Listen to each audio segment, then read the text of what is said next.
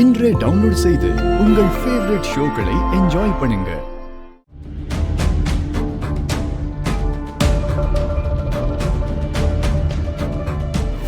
கோபத்துல பண்ணிட்டேன், போதுமா?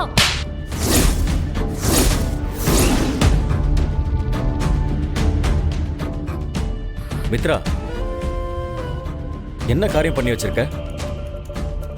அவசரப்பட்டு முட்டாள் மாதிரி இப்படியா பண்றது? என்ன வேற என்ன நான் பண்ண சொல்ற? எனக்கு என்ன நடந்துச்சுன்னு உனக்கு தெரியும்ல. முக்கியமான மீட்டிங்க்கு போக போற நேரத்துல அந்த பையன் பீச்சுக்கு போறேன்னு சொன்னதுக்காக மீட்டிங் எல்லாம் கேன்சல் பண்ணிட்டு அவன் கூட போறேன்னு சொல்றாரு. நீ எல்லாத்தையும் பார்த்துட்டு தானே இருந்த. மொத்தமா எல்லாமே கெட்டு போச்சு. எனக்கு அப்படியே கோவமா வந்துச்சு. அதான் இப்படி பண்ண. உன் கோவம் தப்பில்ல மித்ரா, ஆனா உன் கோவத்தை இப்படி காட்டுறது சரியில்லை மித்ரா. முள்ள முள்ளால தான் எடுக்கணும். ஆதி உன்னை பத்தி என்ன நினைப்பான்னு நினைக்கிற? குழந்தைங்க விஷயத்துல நீ இப்படி நடந்துக்கிறத பார்த்து ஆதிக்கு உன் மேல தப்பான அபிப்பிராயம் வர்றதுக்கு இதுவே காரணமாயிடும் மித்ரா. எல்லாரும் முன்னாடி உன்னை ஆதி அடிச்சு அசிங்கப்படுத்தி இதெல்லாம் உனக்கு தேவையா மித்ரா?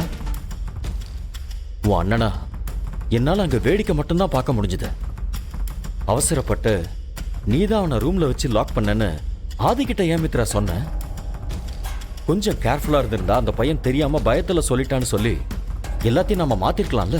இல்லனா அண்ணியோட அம்மா வந்து குட்டையவே குழப்பிட்டாங்க. அது மட்டும் இல்ல, இதெல்லாம் ஆதிக்கு தெரியட்டும். அதனாலதான் நான் எதை பத்தியுமே கவலைப்படாம தைரியமா சொன்னேன். ஐயோ மித்ரா, திரும்ப திரும்ப தப்பு தப்பா யோசிக்காத. நான் உன்கிட்ட என்ன சொல்லியிருக்கேன்? கல்யாணம் நடக்கிற வரைக்கும் பொறுமையா இரு, அதுக்கப்புறம் ஆட்டம் உன் கையில, நீ என்ன நினைக்கிறியோ அதை நடத்திட்டு போயிட்டே இருக்கலாம்னு சொன்னல. ஆனா அதுக்கு முன்னாடி நீ இப்படி நடந்துக்கிறதுனால ஏதாவது ஒண்ணு தப்பா போயிடுச்சுன்னா அதுக்கப்புறம் எதுவுமே பண்ண முடியாது மித்ரா. நமக்கெல்லாம் கோபம் வந்தா சண்டை போடுவோம், இல்ல பிடிக்கலையா பேசாம இருப்போம். ஆனா இந்த மித்ரா பொண்ணு நடந்துக்கிறத பார்க்கும்போது ரொம்ப புதுசா இருக்குண்ணே. நடந்த விஷயத்த கண்ணால பார்த்ததுக்கு அப்புறம் அவங்க சரியானவங்களா இருப்பாங்களோன்னு எனக்கு ரொம்ப யோசனையாவும் இருக்கு, சந்தேகமாவும் இருக்குண்ணே. என்னடா இவன் பர்சனல் விஷயத்துல தலையிடுறானேன்னு கோவப்படாதீங்க. பொறுமையா நான் சொல்றதை யோசிச்சு பாருங்க, உங்களுக்கு நான் என்ன சொல்ல வரேன்றது புரியும். என்னண்ணே, நான் இப்படி பேசுறது உங்களுக்கு பிடிக்கலையா? நான் பாட்டு பேசிக்கிட்டே இருக்கேன், நீங்க பாட்டு எதுவும் பேசாம இருக்கீங்க. இந்த விஷயத்த உங்ககிட்ட பேசலாமா வேணாமான்னு நான் 1000 தடவை யோசிச்சு பார்த்துட்டேன். ஆனாலும் மனசு கேட்கலண்ணே. என்னதான் இருந்தாலும் குழந்தையாச்சு என்ன. பாரதி என்னுடைய மனசு என்ன பாடுபட்டு இருக்கும். அவங்கள விடுங்கண்ணே. நீங்க பட்ட பாட்டையும் துடிச்ச துடிப்பையும் நான் தான் பார்த்தனே. என்னதான் இருந்தாலும் பெத்த குழந்தைக்கு ஒரு பிரச்சனைனா பார்த்துட்டு சும்மா இருக்க முடியாதுல்லண்ணே. ஆனா பாருங்க, பாரதி அண்ணி எதுவுமே பேசல. அவங்க பொறுமையில பூமாதேவின்னு நினைக்கிறேன். ஆனா அந்த மித்ரா பொண்ணு பத்திரகாளியா இருக்குண்ணே. என்னத்த சொல்ல, போங்கண்ணே. என்ன உலகம், என்ன வாழ்க்கை. கண்ணு மூடி கண்ணை துறக்கிறதுக்குள்ள முடிஞ்சு போற வாழ்க்கையில சுயநலமா யோசிச்சு மனுஷன் தப்பு மேல தப்பு பண்றத பாக்குறப்போ மனுஷங்க மேல இருக்கிற கொஞ்ச நெஞ்ச நம்பிக்கையும் காணாம போயிருச்சு. முதல்ல எனக்கும் பாரதிக்கும் என்ன பிரச்சனை நான் கண்டுபிடிக்கணும். குழந்தைங்க இருக்காங்கன்னு தெரிஞ்சும் எதனால நான் பாரதியை விட்டுட்டு போனேன்? இப்ப எந்த காரணத்தினால பாரதி என்கிட்ட நான் தான் அவங்களோட ஹஸ்பண்டுங்கிற விஷயத்த சொல்லாம மறைக்கிறாங்க? இப்படி 1000 கேள்வி என் மனசுக்குள்ள இருக்கு.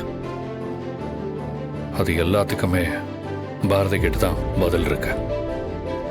பாரதி சொல்லலைன்னாலும் என்னோட எல்லா கேள்விக்கும் பதில் தேட ஆரம்பிச்சு ரொம்ப நாள் ஆச்சு. தேடுங்க. நாம தேடினா கிடைக்காத விஷயம் இந்த உலகத்துல எதுவுமே கிடையாது. உங்க நல்ல மனசுக்கு எல்லாமே சரியா தானே நடக்கும். எது எப்படி இருந்தாலும் உண்மைக்கு சக்தி ரொம்ப அதிகம்னே. யார் நினைச்சாலும் ரொம்ப நாளைக்கு அதை மறைச்சு வைக்க முடியாதுன்னு. ஒரு நாள் எல்லாம் பொத்துக்கிட்டு வெளியே வரும். உங்க விஷயத்துல அது நடக்கும்னு, நடந்தே தீரும். உண்மைதான், அந்த நம்பிக்கையில தான் நானும் இருக்கேன். ஆனா எல்லாமே தானா நடக்கிறதுக்காக நம்ம வெயிட் பண்ண முடியாது. அதை நாம தான் நடக்க வைக்கணும். என்னன்னு சொல்றீங்க? கூடிய சீக்கிரத்துல என் மனசுக்குள்ள இருக்கிற எல்லா கேள்விக்கும் பதில் கிடைக்கும்னு நான் நம்புறேன். அந்த பதிலை கண்டுபிடிக்க ஒரு பிளான் வச்சிருக்கேன். சூப்பர்ண்ணே, இதுதான் எங்க அண்ணன். நீங்க புத்திசாலிண்ணே.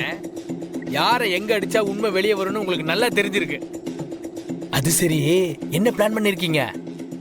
அது என்னன்னு நாளை காலையில உனக்கே தெரிய வரும். சரிண்ணே, எது எப்படி இருந்தாலும் உங்க நல்ல மனசுக்கு எல்லாம் நல்லபடியா தான் நடக்கும். நீ என்ன சொன்னாலும் உன் மேல இருக்கிற கோபம் எனக்கு குறையவே இல்லை.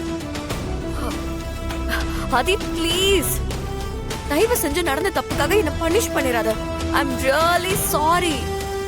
நீ என்கிட்ட சாரி கேட்கறதுனால எந்த பிரயோஜனமும் இல்லை. இதுல பாதிக்கப்பட்டவங்க பாரதி, அவங்க கிட்ட உன் மன்னிப்பெல்லாம் கேட்டுக்க. பாரதி மன்னிக்கிறாங்களான்னு பார்க்கலாம். எனக்கே எவ்வளவு கோபம் இருக்குன்னா பாரதிக்கு எவ்வளவு கோபம் இருக்கும். என்ன சொல்ற ஆதி? பாரதி கிட்ட நான் மன்னிப்பு கேட்கணுமா? ஆமா, உன் தப்பால யார் பாதிக்கப்பட்டாங்களோ அவங்க கிட்ட தானே மன்னிப்பு கேட்கணும்.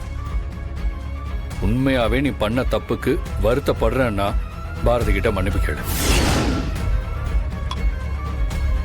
பாரதி, பாரதி, பாரதி, உன்னை தம்பி தான் கூப்பிடுது, போயிட்டு வா. நான் பாத்துக்கிறேன், போ. நான் பாத்துக்கிறேன், போ.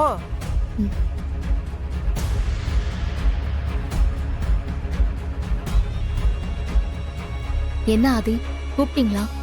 ஆமா பாரதி. மித்ரா, இப்ப பாரதி கிட்ட மன்னிப்பு கேளு. ஐம் சாரி பாரதி, நான் பண்ணது தப்புதான். என்னை மன்னிச்சிரு. ஏதோ ஒரு கோவத்தில் அப்படி பண்ணிட்டேன். கேட்டுட்டேன் ஆதி. பாரதி, நான் உங்களுக்கு யாரு?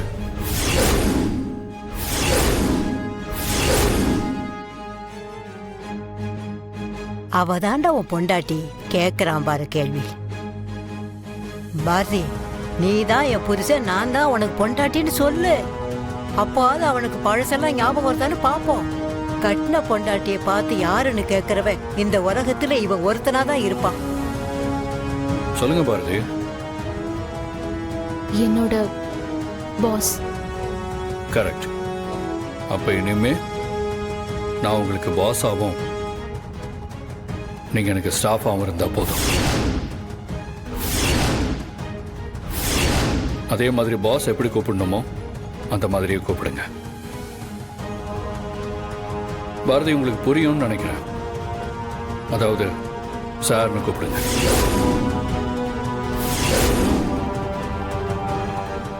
அது மட்டும் இல்லை பாரதி, தயவு செஞ்சு தமிழ்கிட்டையும் ஆதித்யா கிட்டையும் இனிமே என்ன அப்பான்னு கூப்பிட வேணாம்னு சொல்லுங்க.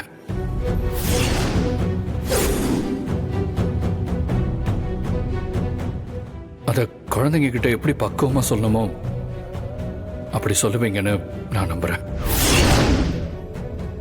ஒரு அம்மாவா அது உங்களோட கடமை.